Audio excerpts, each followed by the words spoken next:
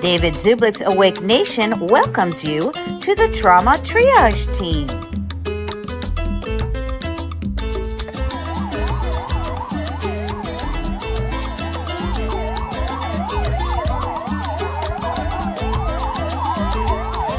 Trauma Triage, mending hearts and offering solutions.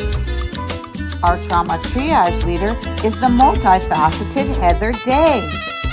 Heather is an associate producer for the Awake Nation. She is the author of AI 2030. She is also a recording artist, a songwriter, and an actress. Her segment on Agent X11 Hollywood Dark Journalist is The Day Shift. You can find her at heatherdaymusic.com. And now to introduce the members of the Trauma Triage team. Heather Day, author AI 2030. You can find Heather at heatherdaymusic.com. And Shauna Richardson, generational cycle breaker. And Harry Fisher, paramedic, author, God-fearing Christian fighting for medical freedom. Meet Marissa McGinnis, hashtag #MeToo Family Court Movement. And Amy E. Souza, MA Depth Psychology, women's rights activist, educator, and facilitator.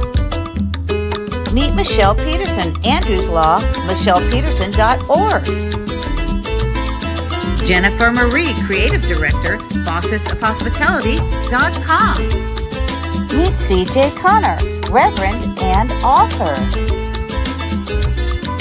Meet Tom Althouse, the real author of The Matrix. And Holly Fayon, life coach and MK Ultra deprogrammer. Meet Brad Conley, lawyer, court watcher, exposing family court in Hollywood.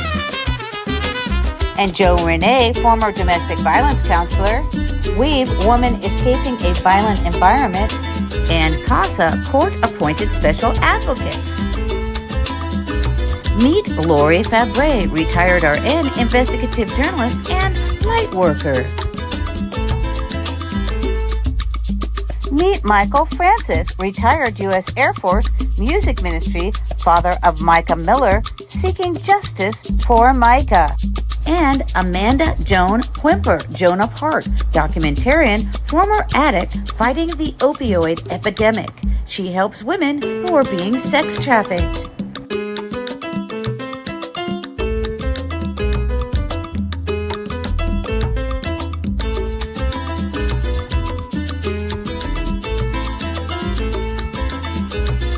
And now, David Zublick's Awake Nation welcomes you to the Trauma Triage team, mending hearts and offering solutions.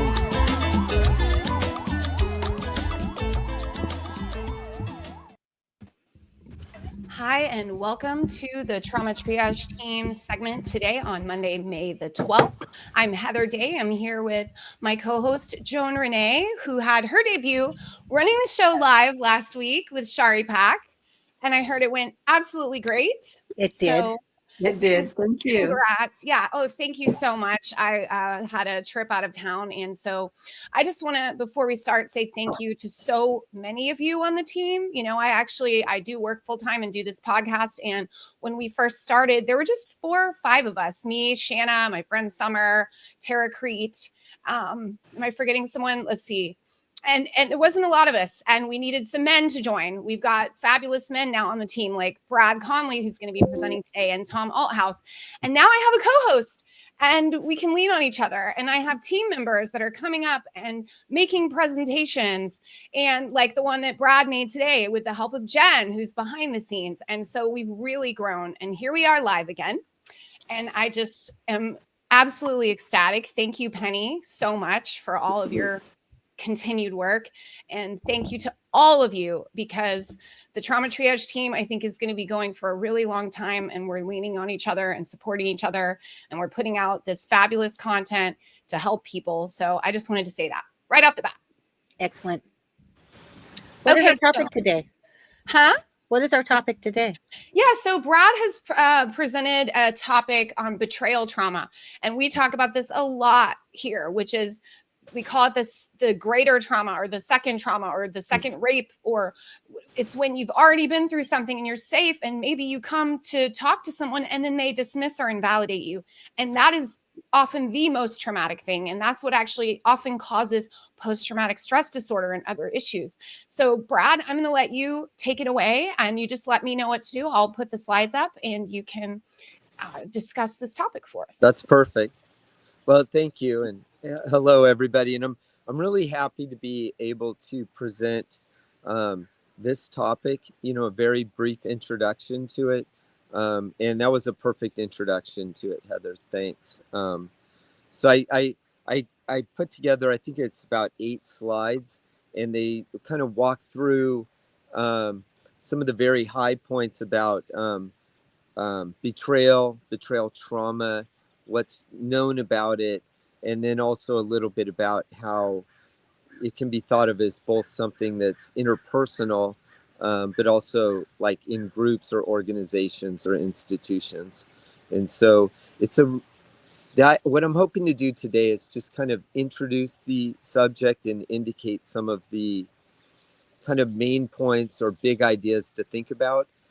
And then I also think in this exact same time slot, a week from now, I think Tom Althouse is going to present, and what he talks about will fit, I hope, kind of in this framework.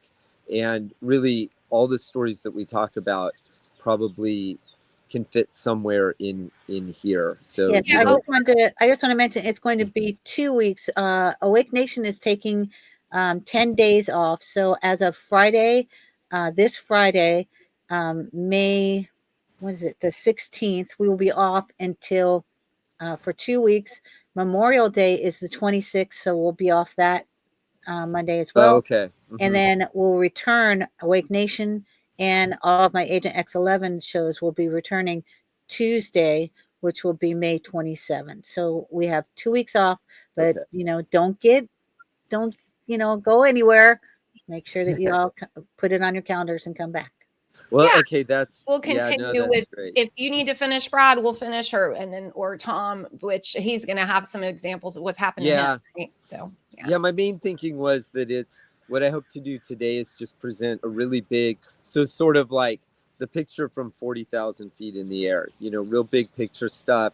And then I know I've talked with Tom, so he's gonna in future weeks talk about his case, and it'll fit in here. And then maybe even other people will as well, my own personal case. But that's not what I intend to talk about today. It's more like a big framework within which to think about these things. And it's just a way, but I think it's a really good way. So whenever you're ready, we can get to the slides and kind of start walking through it. Well, this is just the introduction, and I put people and organizations. Betrayal trauma theory is actually something proposed by Jennifer Fried, so something I'm going to talk about a lot. One way I think about it is something that can be applied to people, so that's interpersonal, in our relationships where we experience betrayal, but that it also can apply to organizations, groups, or institutions. And so that's a big part of it as well. So 2 different ways of thinking about it. You can also think of it with regard to people or individuals as more in the domain of psychology, and organizations more in the domain of sociology. But we can move to the next slide. So I labeled this one Love, Safety, Betrayal, and Trauma. And the idea here is that I guess one of the big ideas about betrayal is that only people you love and trust, people or institutions with whom you have a relationship, can betray you. So enemies and acquaintances, things you don't care about, can't betray you. So that's sort of fundamental. And then a lot of like the most fundamental and probably the best example of betrayal, I think, is where a parent betrays a child. That's kind of like the biggest betrayal. It's the most fundamental one. It's not the only one, but it's the one that was at the heart of of Professor Jennifer Fried's research, and it's one that really affects a lot of the things that we talk about here. So a lot of times when people are talking about betrayal trauma, it has to do with trauma within the family dynamic. And so it's not the only one, but I'm going to talk a lot about parent-child, or betrayal by a child by a parent, or a primary caregiver. It's usually going to be a parent, and usually the mom. So a place to start is with something called attachment theory. And this is a well-established theory in the field of psychology. It was first developed by someone named Bowlby, and then it was extended in significant ways by Mary Ainsworth. Some people might be familiar with her famous study, which is, oh gosh, Joan probably knows. I can't remember what it's called, but it's a stranger study, and what it shows is where an infant will, it looks at how an infant will respond when the primary caregiver, so in the study case, it'll be a mom, like leaves a baby, and then how she responds to a stranger, and then how she responds to the mother, her primary caregiver's return. It demonstrates what good moms know from experience and intuitively, which is the infant is looking to them for what they need to survive, and their understanding of trust and safety will be based on that. And the ideal is what's called secure attachment. That's what you want in early childhood. And so a lot of the things we talk about kind of start there, and whether outcomes are good or not depends maybe more than anything else in life on whether there was secure attachment early. Joan, do you want to Yes. expand on that? Yeah, well, I think what you're talking about, the opposite would be failure to bond, which is Yeah, seen a lot with children that have been put in like orphanages, or the mother is maybe drugged out, or alcoholic, or doesn't interact with the baby in a right. normal motherly way. The baby will get to the point where they do not respond well, or if they've been beaten, Right. Terribly strict with the child, and they will then that trust bond is totally broken. Right. Yeah, exactly. And so Mhm. just like in like plain terms, and kind of like thinking about it, it's so a human child, a baby, is born really dependent. So of all the baby animals, if you think of mammals, the ones that are most dependent upon their mom or primary caregiver in the very early life, a human is going to be more dependent than other animals. And so it kind of makes sense that their goal is to make a bond with the person, so say the mom, with whom they're completely dependent for their survival. So how well they're able to do that and how good that first relationship is going to determine a lot of things, especially if they feel safe and that their basic fundamental needs are met.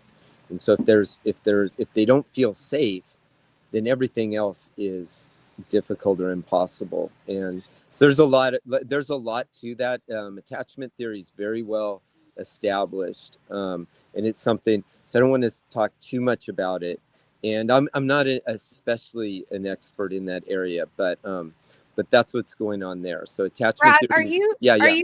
are you guys talking about like if a child has negative bonding kind of things going on at home, that they sometimes will reach out to strangers? Is that what you mean by the stranger? No.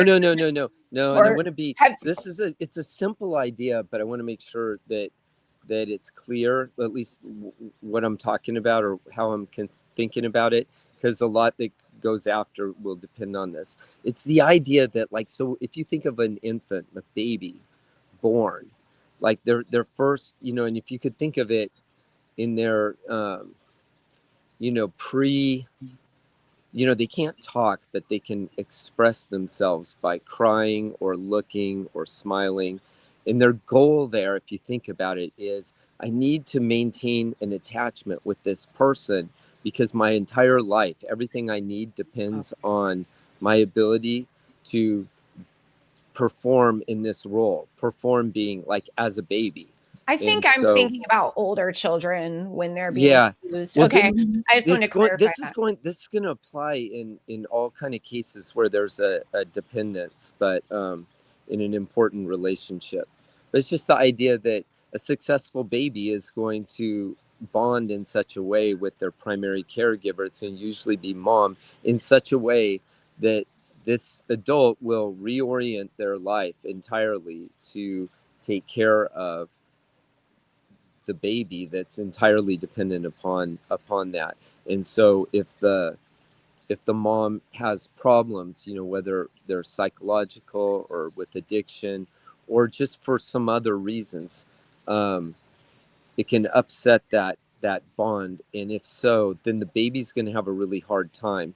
And so the study itself was just showing, like, if you introduce a stranger to a scenario where a baby has secure attachment, so their normal is I'm safe, I'm trusted, adults that I don't know don't hurt me, my main person takes care of me, then they're going to have a lot different attitude toward their next steps in life, the very beginning, than someone who's like, I can't trust the person or the people on whom I I see. depend And most. Ferber method. We got to talk about that. The Ferber method was a horrific thing that There's has just been there's exposed, and it's caused a complete generation of people who don't bond well. But I don't right, and there's a whole lot to this. I think a lot of moms, I would expect most moms to kind of understand this intuitively, almost so much that it seems like, well, like just something you could take for granted. Like, well, of course, but we also know that not all babies enjoy that,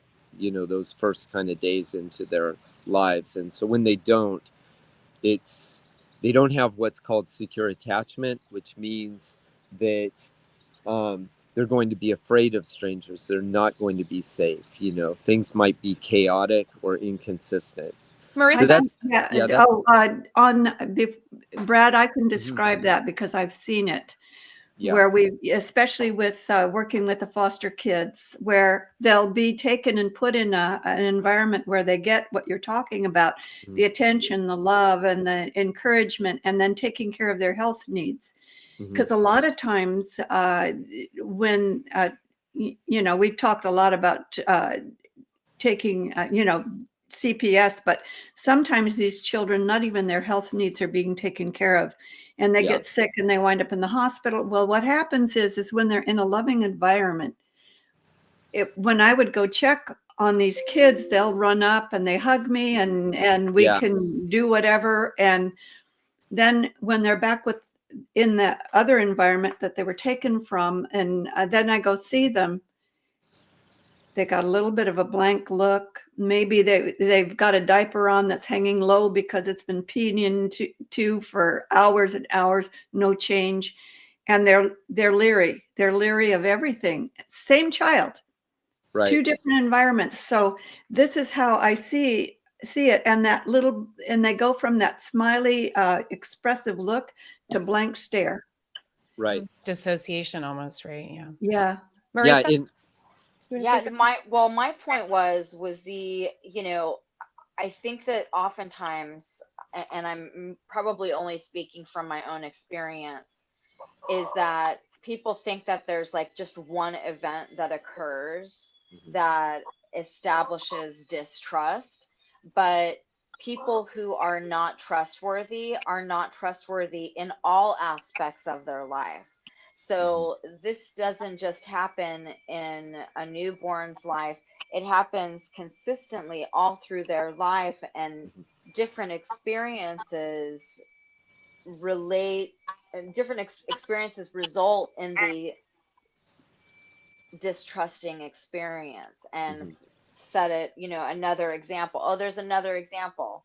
But then there's, especially if it's a narcissistic individual, you have the love bombing that occurs, the hoovering, the discard. It happens all over again if this person's a caregiver.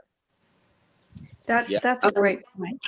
Yeah, Yeah, that's I wanted to say that I believe that attachment disorder, I've studied and practiced with this quite extensively. Working with SRA victims in childhood SA, it's pretty standard that there is an Right. attachment disorder. Also, I'm an advocate for natural home birth, and my births were very much focused on everything that was not traumatic or that would affect the bonding process, and understanding the chemicals and the hormones that are released in the mother and the infant, early on. And that's why we're able to see DID as young as infancy, because the brain is amazing. Children are amazing, and they will bond. They're going Right. to attach to something, right? Right.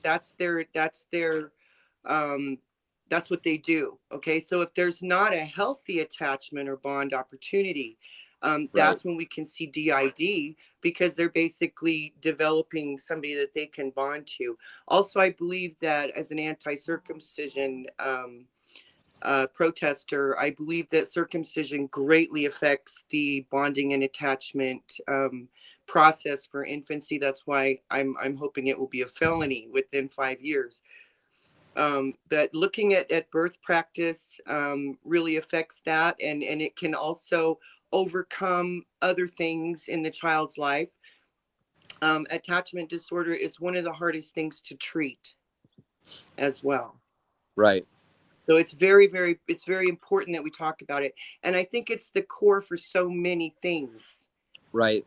Even serial criminal profile we look at, very often it goes back to attachment disorder. And my brain is going back to the study that was kind of different that I was mentioning earlier, is at a certain age, like if a child has, they will kind of, like you said, Holly, they'll bond, but I'm thinking they'll bond in the way that's safe. Like when Joan is saying they look leery, they don't know if it's safe, but they're skeptically looking for a safe way to bond. Just like an older child that's perhaps being sexually abused, they're going to look, and sometimes they'll act things out or whatever, because we're made to bond, we're made to attach. And so we are, like you said, our brains are so amazing. Maybe we do form an alternate kind of personality that we feel safe bonding in. Does that make sense? Or Yeah, no, that makes perfect sense. And well, so I'm talking about, really early, the first part of life. It does, like Marissa said, it does apply across the lifespan.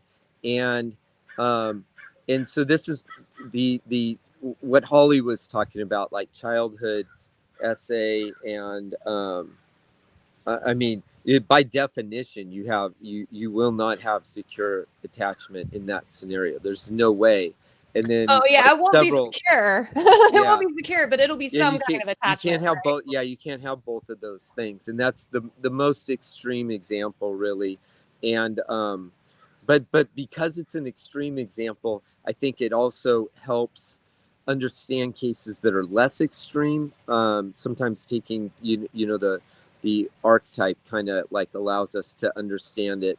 And and then the last thing I wanted to say is that in all of the cases, like the two scenarios that Joan was talking about, and then also what Holly was talking about, in all cases, the brain is, so the baby is being rational and the brain is being amazing. When we call these things disorders, it really makes it hard to understand, because really what's going on is, in this case, the baby is the one who's acting intelligently and logically throughout. It's the environment that is disordered and wrong. I like to call not it the child. Post-traumatic stress adaptation. Yeah, instead of exactly. disorder, and that would be a way better way to. Yeah, no, exactly.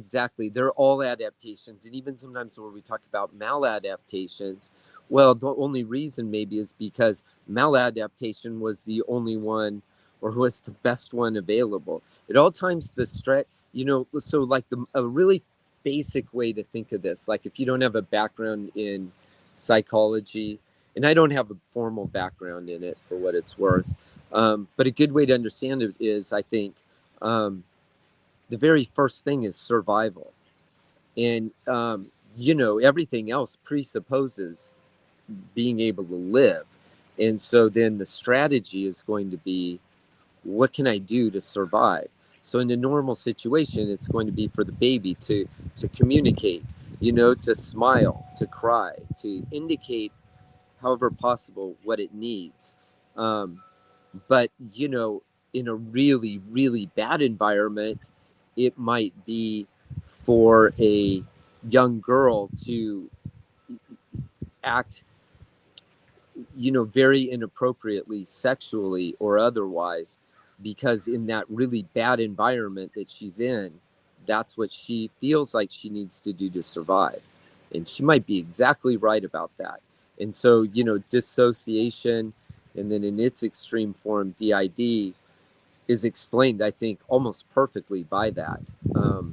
So anyway, yeah, I just wanted to comment on all of that. And I think we can move on from here. And even here, I mean, I think we talked about all of this. Strange situation is you can even look up strange situation for people watching this on YouTube. You'll find short videos with millions of views that will demonstrate it perfectly. Interesting. Okay, so we'll go to the Jennifer Freyd family. Go ahead. Yeah. So now this one, I think, is also super interesting, and it's far less well known than attachment theory. So I'm going to try to do this just in a minute or two, give you the very, very high points, and people can look into this more, and we can talk about it more just as the panel is interested. So there's a professor at the University of Oregon named Jennifer Freyd. And in, I think, the late 1980s, she's a young assistant professor. So she's beginning her research, and she's trying to get tenure, and she's getting on with her life and new career. And she's a psychologist, and she's a professor, and she's studying trauma, and she starts studying betrayal trauma, kind of following someone named Judith Herman, who, by the way, is the person who first developed the concept of complex trauma, or what we often call CPTSD, as a different kind of trauma related to PTSD. So while doing that, she started recovering memories of her own abuse, sexual abuse, and specifically by her father in her own early childhood. And so, like a lot of people, she was kind of surprised by it, didn't know exactly what it meant, and was recovering it over time. And what was unique about her is that she had expertise in that field, and maybe had subconsciously been drawn toward it. But for whatever reason, was somebody who was remembering it and also studying it at a high level and as an expert. Her parents also were psychologists, as it turns out. Her dad, who she accused, was Peter Freyd. And I think her mom's name is Pamela. I meant to check it just to make sure that was right. I think that's right. But she was also a professor. So when she confronted her parents, or her dad specifically, long story short, her dad denied it. Her mom sided with the dad. And there you had this dynamic where you have three psychology professors, the daughter accusing the dad of abuse and the mom covering it up. So then it's like, well, who's right and what's going on? And the parents, again, very long story, super interesting, I think, something to look into later. But one thing they did was then they founded something called the False Memory Syndrome Foundation, and got a bunch of well-known psychologists to kind of join on their board, and took the position that that memory was malleable. Sometimes people remembered things wrongly. They thought that things happened that didn't happen, or they packaged them in memory in a way that wasn't exactly accurate. And then there are abuse survivors who were recalling memories maybe imperfectly, but things that had happened to them. And then most especially children. And then the dynamic got set up right at the same time that there was the, what was called the satanic panic, but where you had children disclosing horrific early childhood abuse, especially sexual abuse. And then parents and caregivers like McMartin Preschool caregivers denying it, with therapists in the middle. And then so the question became, who's telling the truth and how do you know?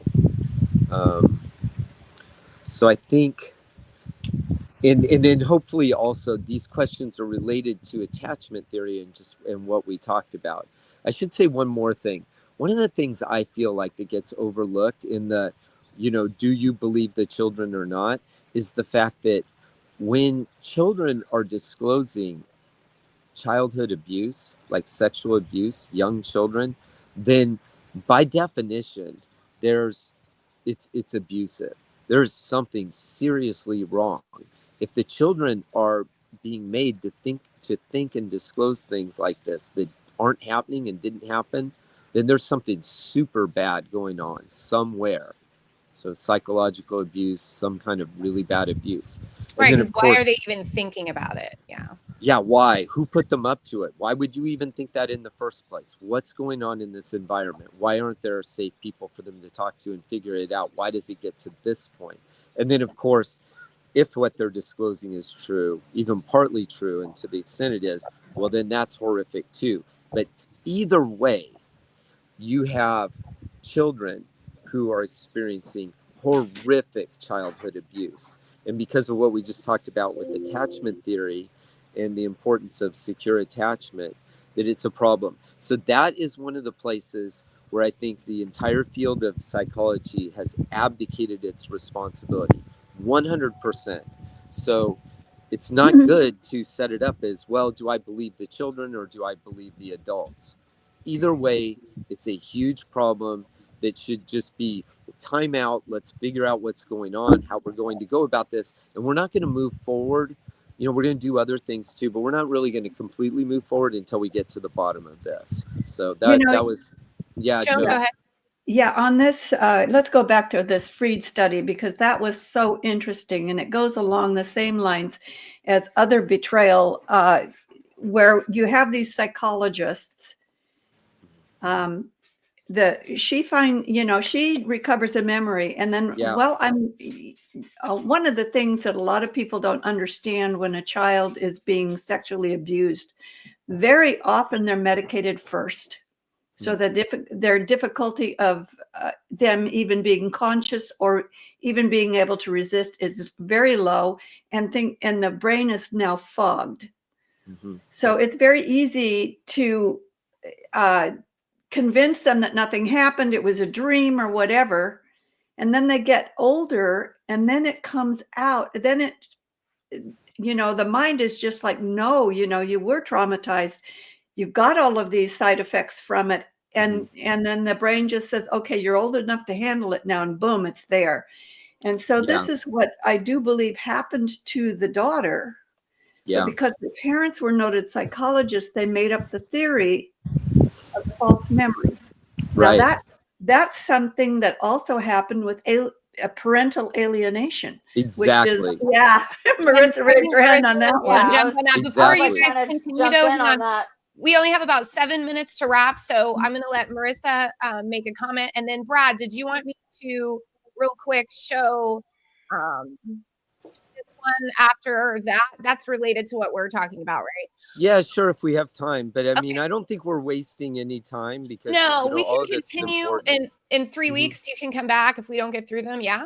Okay, so whenever it makes sense. We'll take our time. Marissa, go ahead. Yeah, I just wanted to say that I can't help but think about the academia that was hijacked by Dr. Alfred Kinsey, and how these two mother and father parents probably learned from the Dr. Alfred Kinsey module, thinking that children are sexual from birth, and than the parental alienation. So that's all I wanted to say. Thank you. Yeah, and if I could really quickly, I mean, I didn't say anything. I don't think I said anything in my slides or notes about parental alienation and parental alienation syndrome, but I know about it, and it's almost exactly analogous. And one thing I would encourage people to think about is that there's there's often, in fact, there's almost always some truth to things that are incorrect. And so, for instance, there are parents who are alienated, and there are memories that we do, in fact, we don't recall our memories like watching a replay of a videotape. It's not stored that way. So there's the fact that there's some truth in the matter and that it really is a thing makes these syndromes, which are bad science and they're fake, but it gives them a lot of credibility or plausibility, because people will say, well, sure, I know that over time I remember things with less and less fidelity. Everybody has that experience. You can introspect and know that. So then when somebody says false memory syndrome, it has some plausibility because it does have a basis in fact, but that doesn't mean that your faded memory or your imperfect memory is a wrong memory. And it's the exact same with parental alienation syndrome, where this fake science is used, and it's based on a part truth or an out of context truth, because there really are parents who are alienated, but the syndrome is used by the alienators, not the ones alienated. And that's so for another time. That would be a place to talk about very controversial Elizabeth Loftus, who happens to be a professor here at UC Irvine, where I am, whose science has been put in the service of the abusers, but some of whose findings, which are based in fact and peer reviewed, should be supporting the victims and the survivors. And it's not, because it gets teed up as this black and white issue. And just to Brad, give you a clue, I hate to cut you off about Elizabeth Loftus. Let's definitely get more into Elizabeth Loftus next time. I want to make sure we have some comments from around the panel, because we're going to be and we can continue this in 3 weeks. But I don't know, Jessica, Shari, Dana, Shannon, did you guys want to add anything? Because Shari, I'm just taking it all in. I love this. I love all of this. Are you familiar with False Memory Syndrome Foundation, or are you following with that? So basically, the parents started the foundation. Were they guilty? Well, if they were, they certainly had motivation, and they were working with this Elizabeth Loftus character that I would love to get more into next week. Dana, did you have a comment? Well, I was going to say, often the adult person will they'll plant a seed and give and tell the child about a false memory that they would have, and you know what I mean? It's like over and over again, something for them to think that really happened. Dana's boyfriend was Christian Brando. She has a lot to talk about. So Dana, we need to showcase you, because you believe that Christian Brando did not kill Jack Dolet, and that it was actually his father.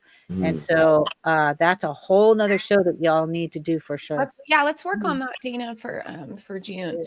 And I just want to say, the abuser can definitely plant ideas to get the child to rehearse. But on the other hand, sometimes a very innocent bystander that hears the child start to disclose will, please don't do this, you guys, will shame the child and be like, don't talk about that. Well, here's the problem. They're starting to disclose. Now, I have experience with this. I've worked with therapists to say, don't shut the child down. You don't want to ask a leading question and say, did so-and-so touch you? You don't want to do that. But you ask open-ended questions like, and then what? And then what? Where did you hear that? How did you know this? These are open-ended questions, but you don't shut the child down. And you certainly don't say, well, we don't talk about this, or we don't do that. Of course, it's not good that the child is talking about it, but you can't shut them down, especially like Joan said, with drugs or whatever. Just so horrific to do. And it's true, just like with women who are often raped, or men who are often raped by people in positions of authority, for some reason society wants to side with the abuser and put the burden of proof on the victim, and it's so traumatizing. And when it's a child, it's just horrific. And the fact that there are whole organizations made. I don't want to So we're gonna have to go around the panel and get final comments. Brad, I'd love to have you back to continue. We had to shorten the show a little bit, but we're live now. So if you're watching this, please follow the David Zublick channel, rumble.com/dark outpost to watch us live, or Agent X11, and also my channel, Heather Day, and we can see your live comments and interact with us and answer your questions as well. But I do want to go around, and we'll start from the bottom and we'll work our way up. So Dana, real quick, did you have anything else to say, and where can people find you? You can find me at dmorgan8754@gmail.com. Okay, well, we'll get together and work on some presentation in the next coming months. Okay. Thank you so much for being here. Shanna? Thank you so much for sharing this information with us today. I'm learning, but the psychology of it's very interesting. And our brain is this amazing protective organ, always seeking to keep us alive and at a homeostasis. And yes, some of those ways become maladaptive, but it is logical for the brain to make those maladaptions. So I love that you're pointing that out. Thank you so much, Brad. Oh, thank you. Thanks, Shanna. We'll see you next time. Marissa? You can find us at Instagram, #MeTooFamilyCourt. That's METOO Family Court. You can also call or text 8777-MASLOW. That's MASLOW. Or Me Too Family Court on Facebook, Maslow Mirror on X. Thank you so much. Thank you, Marissa. And if any of you have issues with parental alienation, that Marissa knows all about it. And so No, do not come to me about parental alienation. I don't want to hear about it. you don't want to hear about it. I just want to reject it. I don't want to hear about it at all. Well, I don't want to talk about it. If somebody starts bringing it up, I don't want to hear about it. What my organization does is we are offering an exit for people to safely exit domestic violence with using real, legit stuff, not parental who've been alienation. possibly accused of parental alienation. Sure, but we're you don't want to talk real. about it. I'm sorry. No. Okay. No, it's good. Thank you so much. We'll get into that. We'll explain later to people. They can come I to didn't mean me. to confuse the subject. They can come to me if they want to talk about parental alienation, because the syndrome, what Marissa's talking about, it's absolutely bad science. It's bogus, but parents are alienated. So it is a real thing. And I talk about the difference between the two things. Yeah, what's wrong is when a parent tries to protect a child and they get punished, and that's what I meant by Marissa. Yeah, I know what you meant, but she's exactly right. I mean, though it's because it can't be denied, it's confused and it divides people, and it's this weird thing where the syndrome it's bogus science applied to a real thing, basically. The courts just love to suck up money too, but that could be a whole other show. But Shari, did you have a final comment? No, I appreciate it, Brad. I'm Shari Pack. You can find us at Persnickety Box. My passion is with photos and memories and how they can heal any of those childhood wounds as well. So. Oh, that's awesome. Thank you. All right, Ms. Shari, we'll see you next time. Thank you. Thanks. Jessica, what do you think about today? I feel like I have a relative who might have gone through that. She's already 45, and she had told me of a story that my uncle did to her, not sexual, but it was when she was very young. And then as an adult, she confronted him, and he basically denied the whole thing. Like it didn't exist. So she kind of was like, I remember it that way. And he just, didn't show any kind of remorse, or it's like it didn't exist. Like she was just crazy, or she saw it differently. So, yeah, that's kind of the nature of, an abusive person, gaslighter. Yeah. But you can find me at Jessica on X, Jessica OG111, Fridays on Agent X11, and then on Mondays on Trauma Triage. All right. See you next time. Thank you, Ms. Thank you. Okay, Joan, any final comment? Oh my goodness. So I think this is really good, and even for parents, because so many times I see this, and I usually try to let the child think. But when children speak to you and they say something and they go, oh no, you don't think that. And I've had parents do that. And then they're having problems with their child. because their child isn't allowed to have their own thoughts. They're trying to put someone else's thoughts in their head. And that is traumatizing, because what you're telling your child is your thoughts are not valid. Yes. Yeah, dismissive and validation, man. It's so traumatic. It's so traumatic. Yeah. Well, I just Oh, want to say thank you so much to Brad for this presentation today. Yeah. Thank you, Joan, so much for covering last week. I look forward to more weeks off. Not that I don't love being here, but going back and forth. And next time I'm going to say I'm Heather Day and this is my co-host. And then you can say Joan Renee, and then I'll say the subject, okay? There you go. Well, thank you both for the Trauma Triage team. It could not be done without you. Thank the entire team. You are incredible people. Thank you for all the support for the Awake Nations Trauma Triage team. It has built into something wonderful, and we still have that book in mind. Joan Renee is the only person that submitted her chapter. I still haven't even written mine. I have mine. I just have to do, you know what? I will have time this summer because I'm going to finish my second draft and I'll do my third, fourth, and fifth draft because I'm neurotic, and I'll get you that chapter. So that might be something that we want to bring up again to the team and to the new members, because each person has a story that needs to be told. Thank you very much for joining us on the Trauma Triage team. This is a new thing that we're starting as far as being live, but we are going to be off for the next 2 weeks. So we will be off through Memorial Day, which is Monday the 26th, and we'll be back, Wake Nation and Agent X11 also. But we will continue through this week, so don't freak out.